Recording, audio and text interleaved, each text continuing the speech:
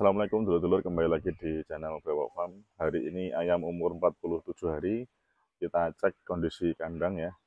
Cuaca panas ya di jam setengah 4 sore. Mohon maaf baru bisa bikin video. Kali ini kita langsung cek di masing-masing sekat kandang dan nanti kita cek suhunya ya dulur-dulur.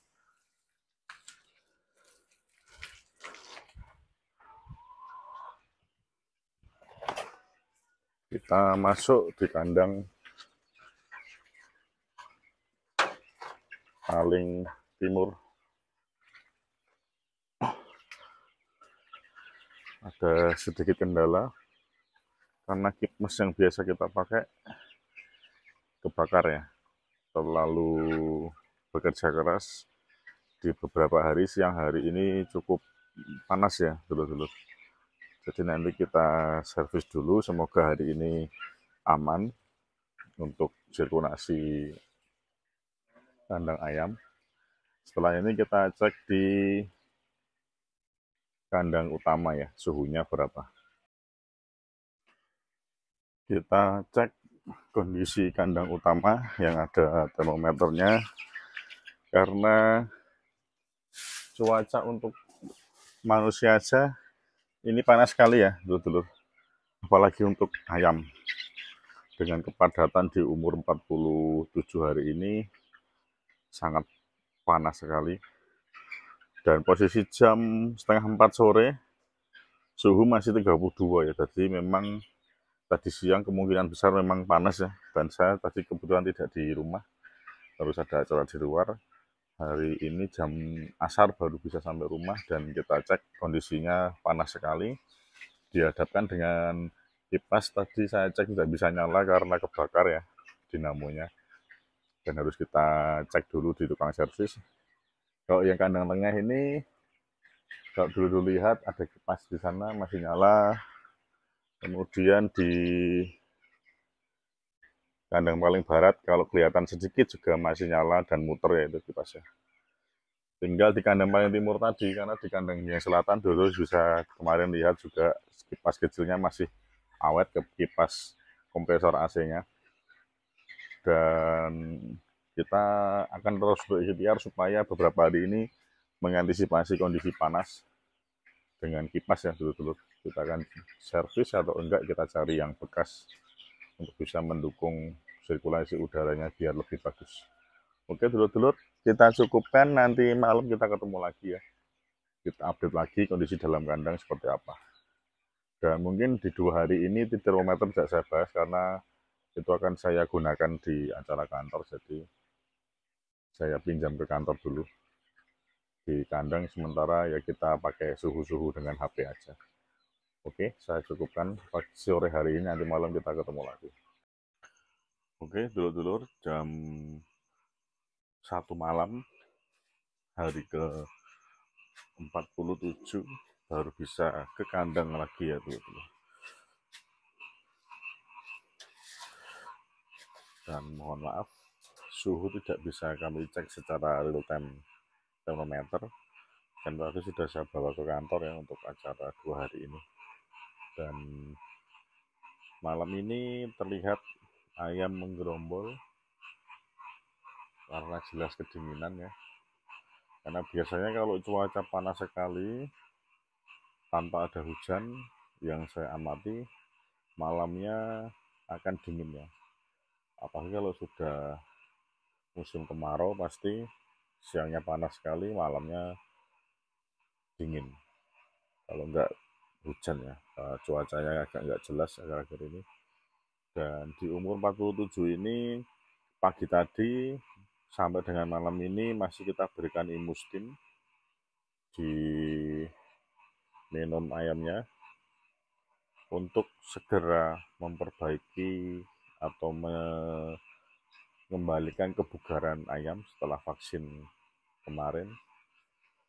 Dan seperti siang tadi saya tampilkan, jam 4 sore tadi ketika cuaca masih panas, masih ada termometer tadi, kemudian kipas semua kita nyalakan walaupun ada kendala di salah satu kipas yang hangus dinamonya. Kita cek suhunya panas, kita nyalakan kipasnya. Kaitannya juga masih dengan video sebelumnya bahwa waspadai ngorok ya ketika menjelang panen, karena kepadatan kandang yang makin padat membuat resiko ngorok karena pengap amonia itu makin tinggi. Jadi beberapa perlakuan yang terjadi di kandang harus kita sesuaikan supaya amonia dan kepadatan yang tinggi itu tidak menyebabkan ngorok ya. Maka dari segi tirai yang sudah kita persiapkan dari umur 35 mungkin kita setting agar tidak merubah-rubah lagi. Walaupun efeknya ya seperti ini. Ketika dingin akan bergelombol, adaptasi lagi, cuaca panas, mereka akan penting juga ya. Dinamika seperti itu wajar ya. Dan memang kalau cuaca nggak jelas itu menjadi tantangan lagi buat kita. Tapi yang jelas semua peralatan kandang, sarana, faktor pendukung harus kita siapkan untuk mendukung agar sirkulasi udara di kandang tetap bagus ya. Dan memang kunci dari ternak ayam pejantan dan chopper salah satunya ya, bukan satu-satunya. Salah satunya adalah sirkulasi udara. Dan didukung juga dengan biosecurity kandang ya. Termasuk kalau dulu lihat ya tempat-tempat area untuk mencuci ini setiap habis dari kandang kita bersihkan sandal dan sepatu boot atau yang lainnya.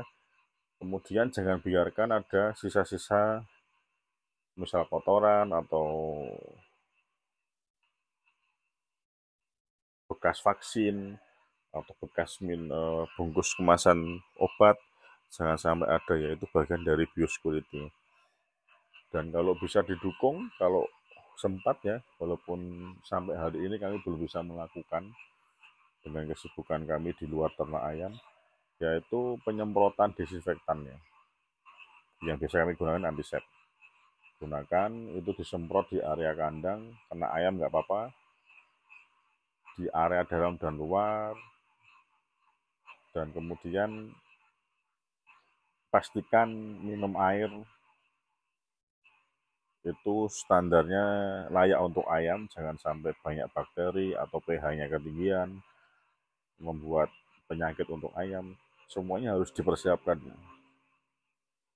Terutama kalau untuk kaitannya ngorok, biosecurity dan sanitasi ataupun sirkulasi tadi harus kita persiapkan dengan baik supaya kita tidak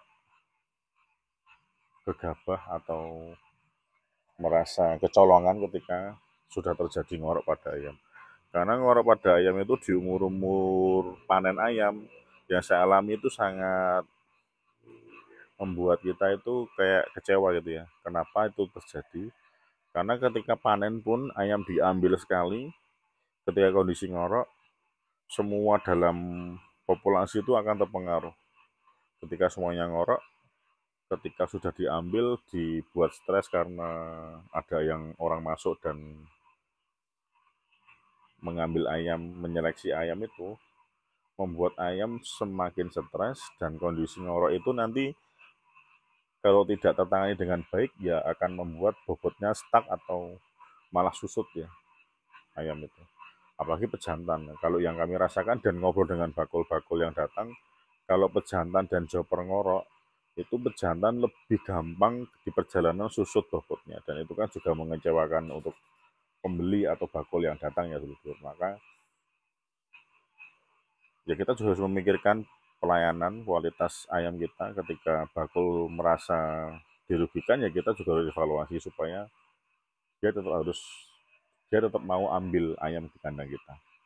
Walaupun konteksnya kemitraan juga mereka kalau tidak cocok dengan kandangnya pasti juga akan bilang untuk pindah atau ganti kandangnya.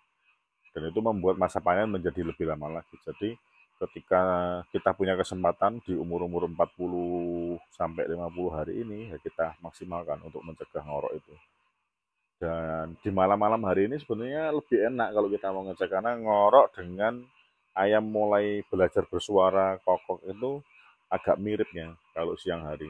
Kalau malam seperti ini kondisi dia tidur, kita bisa mendengar. Kalau hari ini di video ini mungkin terganggu dengan suara kodok yang kenceng ya karena di sebelah kandang lagi mau penanaman padi jadi kondisi air menggenang itu banyak kodok ya.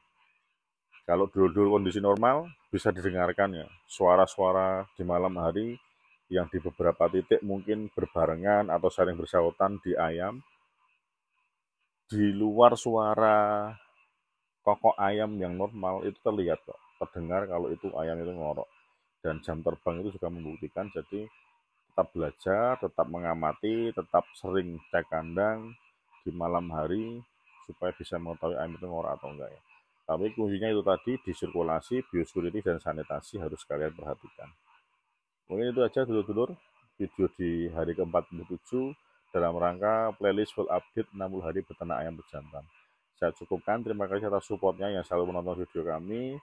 Semoga menjadi kembali hal yang baik untuk kalian semuanya dan usaha kalian semuanya. Terima kasih. Wassalamualaikum warahmatullahi wabarakatuh.